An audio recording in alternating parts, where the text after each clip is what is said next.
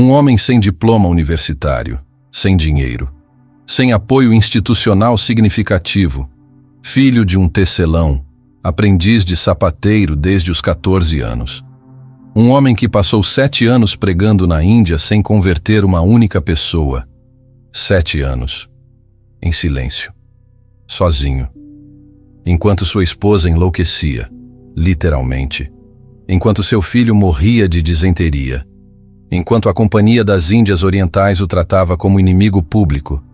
E ainda assim, esse homem não voltou para casa. No final de sua vida, ele havia traduzido a Bíblia para 6 idiomas completos e partes dela para mais 29 línguas e dialetos. Fundado a primeira universidade da Ásia a conceder diplomas. Plantado mais de 25 igrejas e 125 escolas. Lutado por 25 anos para abolir a prática do sati, a queima de viúvas vivas nos cadáveres de seus maridos, e vencido. E criado o modelo de missões que toda organização missionária moderna ainda usa hoje. Seu nome era William Carey. E se você ainda não conhece essa história, o próximo problema é exatamente seu, porque os princípios que ele aplicou na Índia do século XVIII são os mesmos princípios que transformam qualquer chamado impossível em legado duradouro. Fica até o final desse vídeo, porque nos próximos 35 minutos você vai descobrir como um sapateiro semi-alfabetizado se tornou professor universitário e linguista de múltiplas línguas. Como ele suportou o insuportável sem perder a missão. E o que você pode aprender da vida de Carey para o seu próprio chamado hoje? Mas antes, você conseguiria permanecer fiel por 7 anos sem ver resultado nenhum? Guarda essa pergunta. A resposta de Carey vai te surpreender. William Carey nasceu em 17 de agosto de 1761. Na pequena aldeia de Poulsbury, em Northamptonshire, Inglaterra, filho de um tecedor que se tornaria escrivão e professor local. A família era pobre, anglicana por tradição e sem grandes perspectivas. Aos 14 anos, Carey começou como aprendiz de sapateiro, não por vocação, mas porque desenvolveu uma alergia severa à luz solar que o impedia de trabalhar ao ar livre. Sua pele literalmente não aguentava o campo. Mas dentro dessa sapataria, aconteceu algo que mudaria não apenas a vida de Carey, mas a história do cristianismo mundial.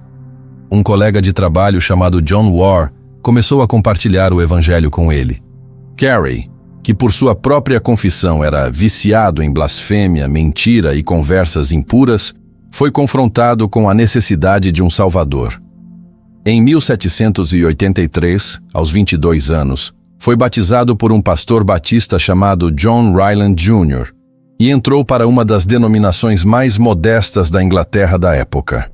A partir dali, o aprendiz de sapateiro começaria uma jornada que poucos na história da igreja teriam coragem de trilhar.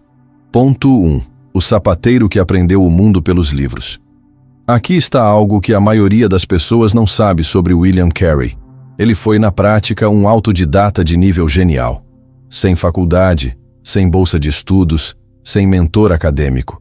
Apenas livros e uma fome de conhecimento que não tinha fundo. Enquanto consertava sapatos durante o dia, Carey estudava à noite. Ele aprendeu latim, grego, hebraico, holandês e italiano, basicamente por conta própria, com gramáticas e dicionários que pegava emprestado ou comprava com o pouco que tinha. Ele pendurara um mapa do mundo em sua sapataria. Um mapa grande, detalhado, feito à mão por ele mesmo, com anotações sobre populações, religiões e línguas de cada país. Esse mapa era mais do que decoração. Era a materialização de uma pergunta que ardia nele. Quantas pessoas ainda não ouviram o Evangelho? Foi quando descobriu os diários do capitão James Cook, relatos de viagens pelo Pacífico, descrevendo povos que nunca haviam ouvido falar do Cristo, que algo se acendeu em Carey com uma intensidade irreversível. Ele leu, releu, começou a calcular. Quantos habitantes por continente? Quantas línguas? Quantas igrejas presentes? Quantas ausentes? Em 1792, aos 31 anos, ele publicou um documento que ficou conhecido como o Manifesto das Missões Modernas, uma investigação sobre as obrigações dos cristãos de usar meios para a conversão dos pagãos. Era um texto analítico, geográfico, teológico e estratégico ao mesmo tempo. Ele analisou a história das missões desde o tempo dos apóstolos, mapeou o estado espiritual de cada região do planeta, refutou os argumentos contra o envio missionário e apresentou um plano prático de como fazer isso. Tudo isso escrito por um sapateiro. Espere grandes coisas de Deus. Tente grandes coisas para Deus. Esse foi o tema do sermão que ele pregou em Nottingham, em 30 de maio de 1792. E esse sermão mudou a história. No mesmo ano, a Sociedade Missionária Batista foi fundada. E o primeiro missionário escolhido foi o próprio Carey. Pensa comigo. O que você faz com o seu tempo enquanto realiza tarefas rotineiras? O que você está estudando agora que ainda não tem aplicação óbvia? Carey transformou uma sapataria em escola de linguística, geografia e teologia. Ele nunca esperou as condições perfeitas para se preparar. Ele se preparou dentro das condições que tinha. Ponto 2. A travessia. Quando tudo deu errado antes de começar. Se a história de Carey fosse um roteiro de cinema, o produtor teria rejeitado o roteiro por excesso de adversidades no segundo ato. Era 1793. Carey tinha 32 anos, uma esposa grávida, 3 filhos pequenos e uma missão: ir à Índia como missionário. O primeiro problema?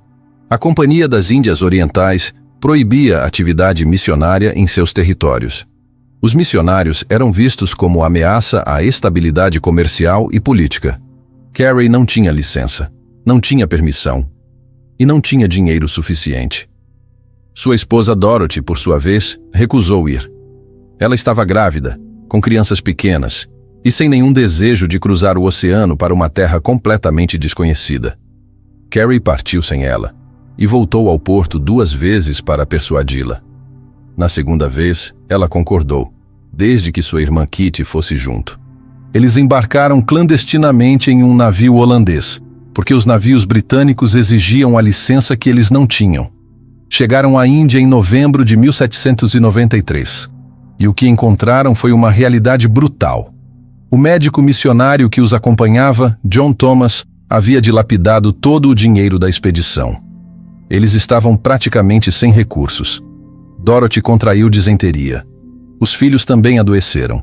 Eles se mudaram 5 vezes em poucos meses, buscando moradia e sustento.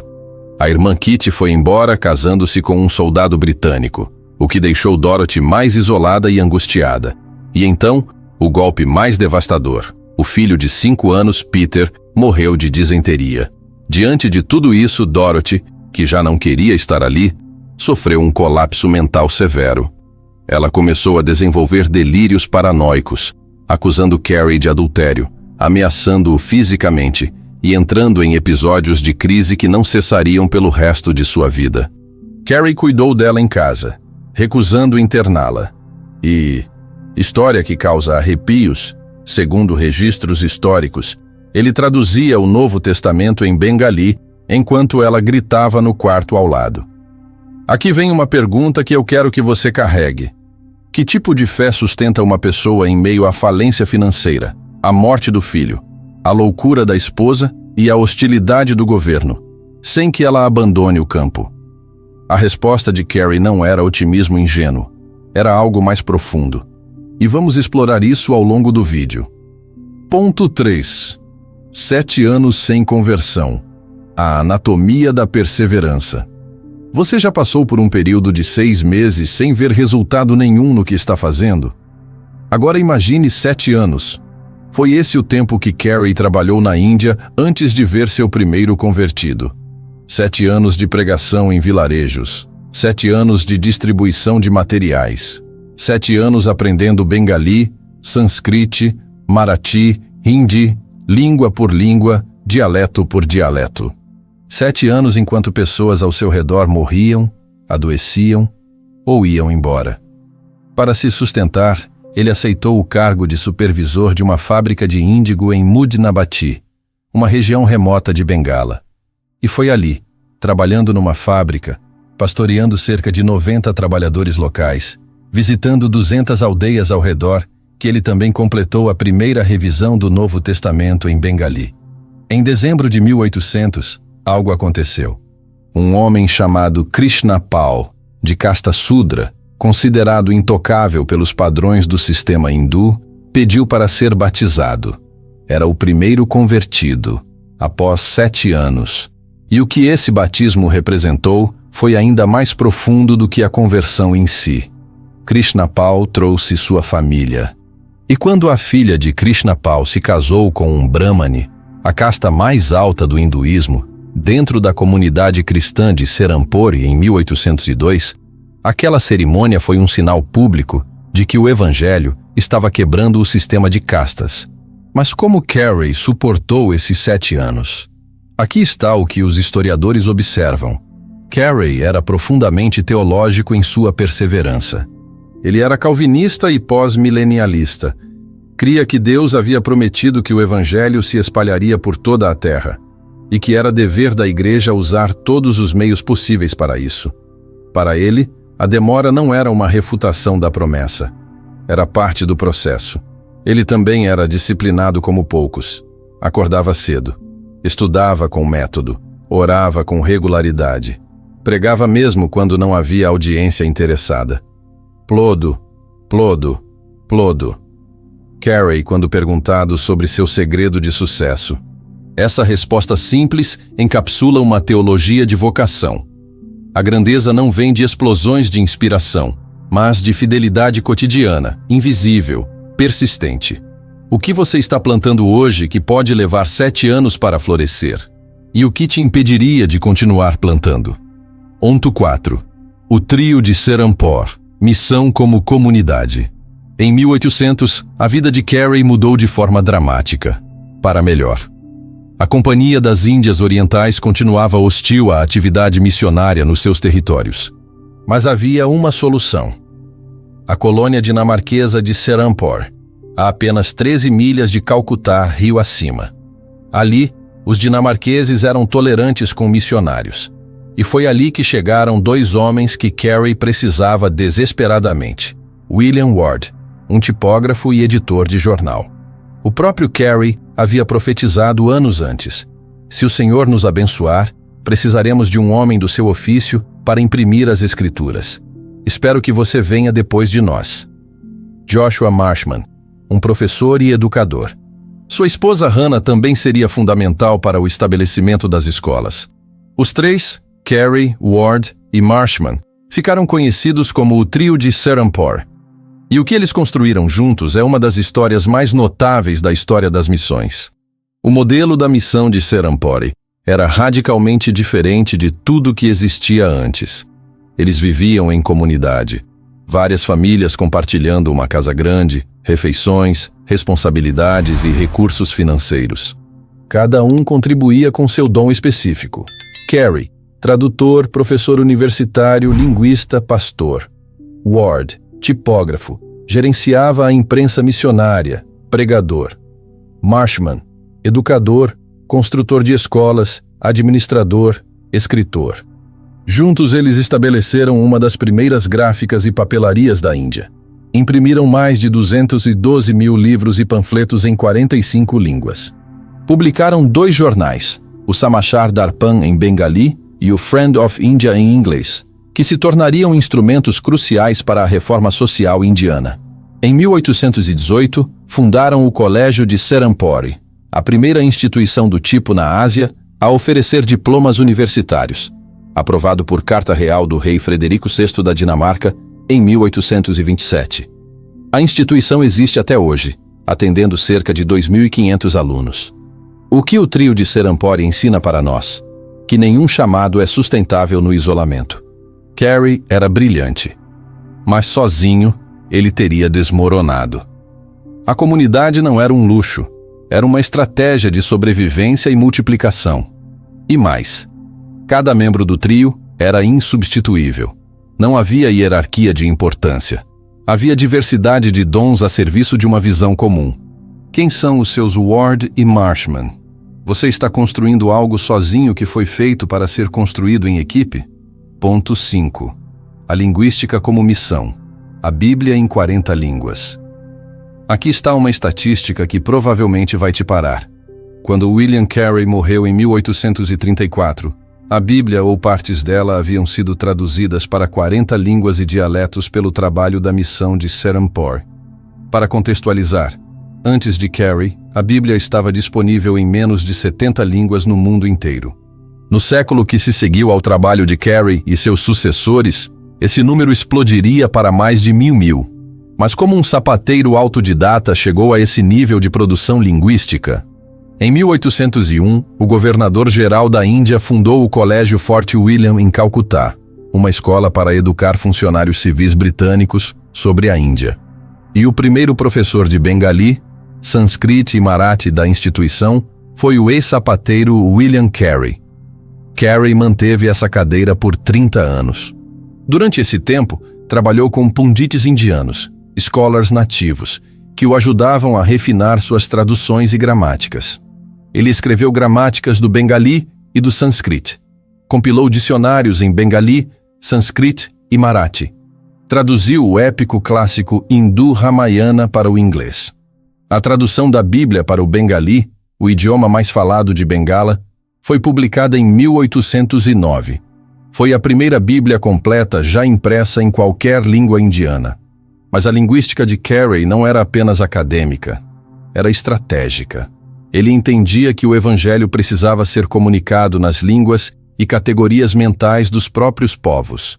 Não em inglês, não em latim, em Bengali, em Oriya, em Marathi, em sânscrito, a língua sagrada dos textos hinduístas, que Carey acreditava que precisava ser colonizada pelo Evangelho. Mas então, em março de 1812, um incêndio devastador destruiu a gráfica da missão. Manuscritos inteiros, dicionários que levaram anos para ser compilados, tipos móveis em múltiplas línguas, tudo consumido pelo fogo em uma noite. A reação de Carey: ele recebeu a notícia enquanto estava em Calcutá. Escreveu para um amigo: "A perda é grande, mas o Senhor deu, e o Senhor tirou. Bendito seja o nome do Senhor."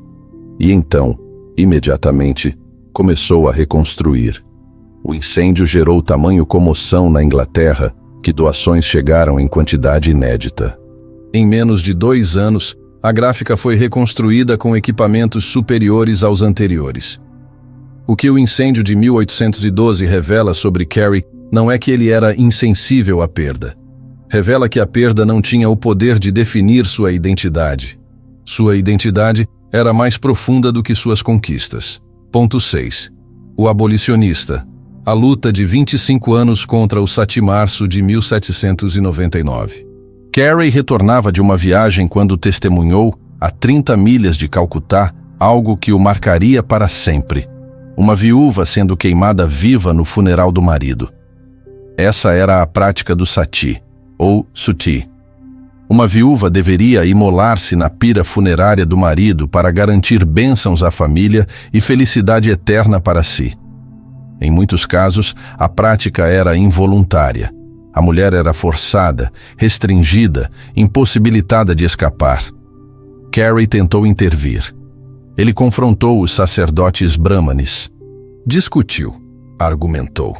Não conseguiu parar a cerimônia naquela noite, mas tomou uma decisão. Nunca pararia de lutar contra isso. O que se seguiu foi uma campanha de 25 anos, uma das mais notáveis da história dos direitos humanos no século XIX. Carey documentou sistematicamente casos de sati, registrando locais, datas, circunstâncias. Apresentou 3 petições formais ao governo britânico. Organizou debates públicos em Fort William College sobre se o sati tinha base nos textos sagrados hindus. Contratou e consultou pundits hindus para fazer essa pesquisa. A conclusão dos próprios pundits foi extraordinária. O sati não era uma obrigação religiosa nos shastras hindus. Era apenas um ato de virtude incentivado, não um mandato sagrado. A missão de Serampore lançou 2 jornais que cobriram o tema extensivamente. Carey trabalhou ao lado de Raja Ram Mohan Roy, o grande reformador social hindu, na pressão sobre o parlamento e o governo colonial. Em 4 de dezembro de 1829, o governador-geral, Lord William Bentinck, assinou o decreto que tornava o sati ilegal e criminoso. No dia 6 de dezembro, um domingo de manhã, Carey, que era o tradutor oficial do governo para o Bengali, recebeu o decreto para traduzir e publicar em Bengali. Ele deixou de preparar o sermão daquele dia. Passou a tarefa para outro e correu para traduzir o decreto, acreditando que cada minuto de demora poderia custar vidas. Mas o combate ao sati não foi o único fronte de reforma social de Carey. Ele também lutou contra o infanticídio, a prática de matar bebês recém-nascidos, especialmente meninas, por motivos religiosos ou econômicos. Combateu o Get Murder, a prática de levar doentes para as margens dos rios sagrados e deixá-los morrer expostos ao tempo. Foi o primeiro a liderar uma campanha por tratamento humano de pessoas com hanseníase, que eram frequentemente queimadas vivas na época. Promoveu uma educação que transcendia o sistema de castas. Suas escolas eram abertas a crianças de todas as castas, incluindo as consideradas intocáveis. Para Carey, o evangelho não era uma mensagem que pairava acima da realidade social. Ele tinha implicações diretas na dignidade humana, nos sistemas de poder, nas práticas culturais que destruíam vidas. Ele foi um dos primeiros missionários a demonstrar que evangelismo e transformação social não são opostos, são expressões complementares do mesmo amor. Ponto 7. O legado. O pai das missões modernas e o que ele ensina para hoje. William Carey morreu em 9 de junho de 1834, em Serampore, Índia. Tinha 72 anos. Havia passado 41 anos na Índia sem nunca retornar à Inglaterra. Na sua lápide, a pedido dele mesmo, estão gravadas as palavras: "Um miserável, pobre e indefeso verme. Nos teus braços amáveis eu caio." Essa não era autopiedade. Era a confissão de um homem que sabia que tudo o que havia realizado não era fruto de sua própria grandeza, mas da graça que o sustentava. Por que chamamos Carey de pai das missões modernas? Não porque foi o primeiro protestante a pregar em terras estrangeiras. Não foi. Não porque teve o maior número de convertidos. Não teve. Com mais de 40 anos de missão, a equipe de Serampore registrou diretamente cerca de 700 convertidos. Ele é chamado assim porque criou o modelo, o método, a arquitetura organizacional que todas as grandes agências missionárias modernas ainda seguem. Primeiro, a missão precisa de estrutura organizacional, uma sociedade de envio, com oração, sustento financeiro e prestação de contas. Segundo, o missionário deve aprender a língua e a cultura do povo-alvo, não apenas superficialmente, mas com profundidade acadêmica e respeito genuíno. Terceiro, a Bíblia deve ser traduzida para a língua do povo, não pode haver dependência permanente da língua do colonizador. Quarto, igrejas indígenas devem ser plantadas e lideranças locais treinadas. O objetivo não é criar dependência missionária, mas igreja local autossuficiente. Quinto, a missão é holística. Ela inclui educação, reforma social, saúde e transformação de práticas culturais destrutivas. A Sociedade Missionária Batista, que Carey ajudou a fundar em 1792, inspirou a criação da London Missionary Society em 1795, da Church Missionary Society em 1799 e, indiretamente, de dezenas de outras organizações que enviaram missionários para a África, Ásia, Américas e Oceania no século XIX. Adoniram Judson, Hudson Taylor, David Livingstone, Lottie Moon, todos eles viveram na sombra e na inspiração do que Carey construiu. Antes de morrer, Carey chamou um colega missionário chamado Alexander Duff ao seu leito. Duff havia estado falando sobre Dr. Carey, sobre suas conquistas e realizações. E Carey, fraco, próximo da morte, disse a ele: "Sr. Duff, o senhor ficou falando sobre o Dr. Carey, o Dr. Carey. Quando eu partir, não diga nada sobre o Dr. Carey. Fale sobre o Salvador do Dr. Carey." Esse é o legado definitivo de William Carey. Não um monumentou ao homem, mas uma seta apontando para além dele. E é por isso que sua história importa hoje. Não para que admiremos Carey, mas para que nos perguntemos: o que o Deus de Carey pode fazer com nossa obediência ordinária? Como colocar em prática o exemplo de William Carey? 1. Desenvolva um coração missionário. O primeiro passo é ter o mesmo coração que tinha William Carey. Ele olhava para o mundo e perguntava: quem levará o Evangelho para aqueles que nunca ouviram? Hoje também podemos fazer isso. Orar pelas nações, interceder por missionários, ter compaixão pelos que não conhecem Cristo. Missões começam no coração antes de começar no campo. 2. Estude e prepare-se espiritualmente. Carey era apenas um sapateiro, mas se tornou um grande estudioso. Ele estudava a Bíblia, idiomas, culturas. Seu preparo foi essencial quando chegou à Índia. Aplicação prática. Tenha um tempo diário de estudo bíblico. Leia livros cristãos profundos. Aprenda mais sobre missões e culturas. Deus usa pessoas preparadas. 3. Comece a servir onde você está. Carey não começou na Índia. Ele começou na sua pequena igreja local. Muitas pessoas querem mudar o mundo, mas ignoram o lugar onde Deus as colocou. Aplicação prática. Evangelize pessoas próximas. Sirva na igreja. Discipule novos convertidos. Grandes missões começam com pequenas atitudes de obediência. 4. Tenha perseverança espiritual. Quando chegou à Índia, Carey passou anos sem ver frutos. Mesmo assim, ele continuou. Hoje muitos desistem rápido. Mas o exemplo de Carey nos ensina: perseverar na oração, perseverar na evangelização, perseverar mesmo quando não vemos resultados. A fidelidade a Deus sempre produz frutos no tempo certo. 5. Tenha uma visão grande para Deus. Uma frase famosa de William Carey resume sua vida. Espere grandes coisas de Deus. Tente grandes coisas para Deus. Isso significa viver uma fé que acredita que Deus pode fazer mais. Aplicação prática.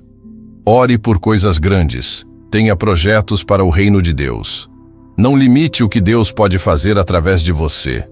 O legado de William Carey nos ensina que Deus pode usar qualquer pessoa. Um sapateiro comum, com fé extraordinária, mudou a história das missões no mundo. E a pergunta final é: antes de encerrar, eu preciso te fazer algumas perguntas que talvez você não queira ouvir. Primeira, você usa a falta de recursos como justificativa para não começar? Carey era sapateiro. Sem diploma, sem dinheiro, sem conexões. O que exatamente você está esperando ter antes de começar? Segunda, você confunde conforto com obediência? Carey levou sua família grávida para uma terra desconhecida, sem licença de entrada, sem segurança financeira e sem garantia de sucesso. A pergunta não era: é seguro? A pergunta era: é certo? Terceira, você desiste quando não vê resultado em 6 meses? Carey esperou 7 anos pelo primeiro convertido. Na nossa era de métricas instantâneas, feeds de resultado rápido e abandono precoce, a perseverança de Carey é quase incompreensível. E é exatamente por isso que ela é tão necessária. Quarta, você trata o chamado como individual quando ele foi feito para ser comunitário? Carey não construiu Serampore sozinho. Ele precisou de Ward, precisou de Marshman, precisou das esposas deles, precisou dos pundits indianos, precisou de Krishnapal. O isolamento não é santidade. Às vezes, é apenas orgulho disfarçado. Quinta, você separa fé e ação social. Para Carey, a queima de viúvas era um problema espiritual e social ao mesmo tempo. O Evangelho transforma pessoas, e pessoas transformadas transformam sociedades. Se a sua fé não tem nenhuma implicação social, vale perguntar: qual Evangelho você está seguindo? William Carey começou como um sapateiro sem nome, sem recurso, sem credencial. E terminou como o homem que redefiniu o que significa levar o Evangelho ao mundo. Não porque foi perfeito, não porque teve uma vida fácil, mas porque ele continuou. Plodou, plodou, plodou. Se esse vídeo te tocou, compartilha com alguém que precisa ouvir essa história.